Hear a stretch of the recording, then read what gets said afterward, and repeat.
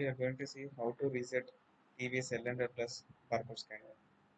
To reset the scanner, please download the reset guide from the description link.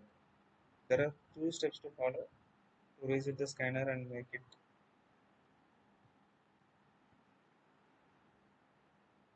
Step 1. Scan this factory default barcode.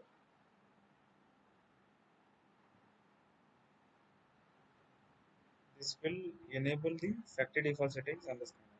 So whenever the scanning is not proper, that time just scan this barcode. It will make the scanner settings as a default settings. So you will not find any issue while using. Second, steps 2 to select the interface. So default the scanner will be coming with a USB cable only. So just connect the USB cable to the computer before going to scan these all barcodes. So to select USB, just scan this USB HID. That's all. The scanner will be resetted and then interface has been selected. Now just open a notepad and then check your sample barcodes. That's all. Thank you.